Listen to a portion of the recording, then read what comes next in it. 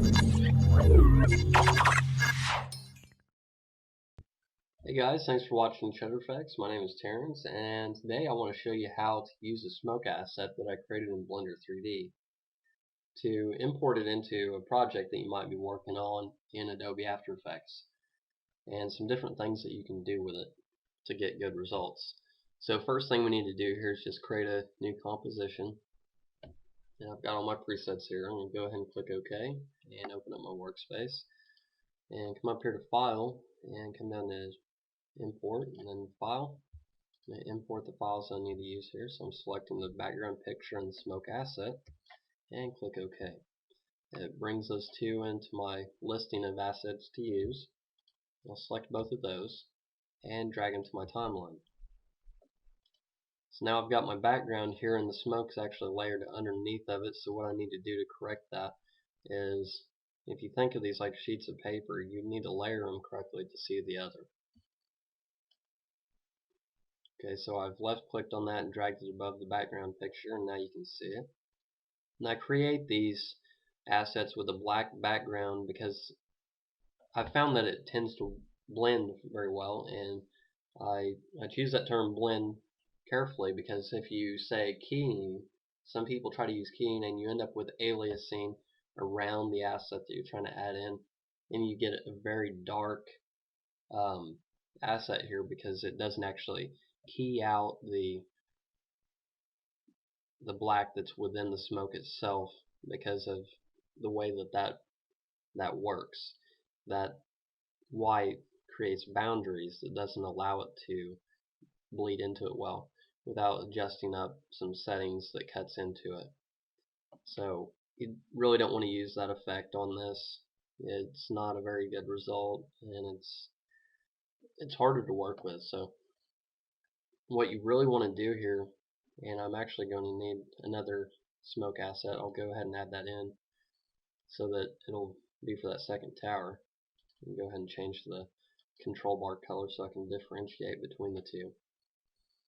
So I'll go ahead and select both of them, and then come up here to Layer, and you want to select the blending mode.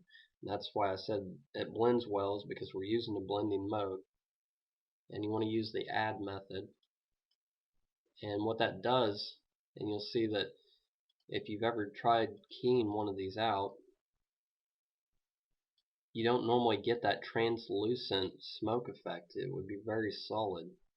So this is used an algorithm to blend out that black background to get that smoke effect to look really translucent and blend with the environment that it's in.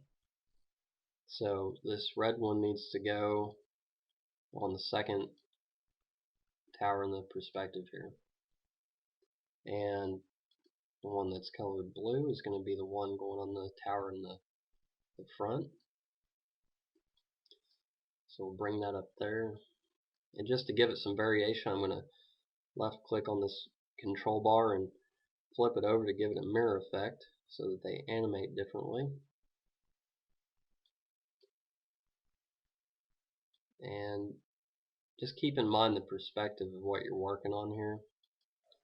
I'm actually going to size down the second one so that it gets a perspective view layered behind that first smoke, just as if the towers are sized differently here. You need your smoke to be offset that amount as well to be realistic.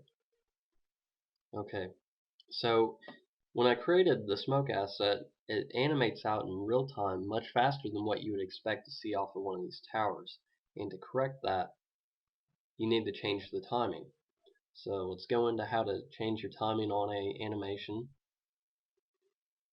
I'm going to go ahead and select both of them, and then right click and come up here to time, and then you want to select enable time remapping. And now what that has done, it's added in the stopwatch down here that allows that effect to take place over a period of time, and it's given us some keyframes out here on the timeline to work with. And the way to manipulate this is, if you were to bring this keyframe in, you're shortening the amount of time that animation will take place over. and it will make it look like the smoke is moving much more quickly. And if you want it to go more slowly, you just extend out the period of time that it animates across, and it makes it animate more slowly. In this case, that is what we want. To make them animate just a little differently, so they're on different frames when they animate out, you can actually not put them in the same exact spot, and they'll animate at different rates, just slightly, which can make it look a little different, and it doesn't look like the exact same thing on the exact same frame all the time. That way you can use the same asset without it being overly redundant. Just a little tip there. Now I'm going to go into something else that doesn't go necessarily with this picture, but if you wanted to use the smoke and you don't want it to animate in the vertical path as it is set up here, for example, if you wanted to use the smoke to come off of the end of a gun or a cannon or something, or whatever else you need smoke to come off of, you need to animate the path of that, say in a horizontal path. You can also change that, and we'll go into that here. So let's use these drop down arrows next to your asset on the timeline, and you want to use the transform handlers here. And if you see here, it even has a stopwatch that you could click on and enable the animation to take place, this rotation to take place over a period of time, but we're not going to use that. And you can change the angle of that animation, so you could set it up at, say, 90 degrees and make it animate, and it's repositioned it in the workspace over there. So in this case, it would actually animate to the side instead of vertical. And you can see how if you were using that for, say, like I said before, a cannon or something, that's how you'd want it to animate. And you can use these assets in many ways. So I'm going to go ahead and change that back. That's not what we need in this particular case, to 0, and I'll put it back where it was. So now you've got some understanding of how to add in these smoke assets. If you see these smoke assets online or here that you're downloading to use with that black background, now you know how to use them, how to position them, resize and layer them. If you guys use something, I'd like to see a video response. That would be great. I want to see what you guys are working on. I want to see that this is helping people out. That's my main purpose of this, is just to help people out. And keep coming back. Subscribe and you'll get all the updates to anything I put on here new, so you can use them in your projects. I plan on keeping everything free, so keep coming back. Thanks guys. Keep watching.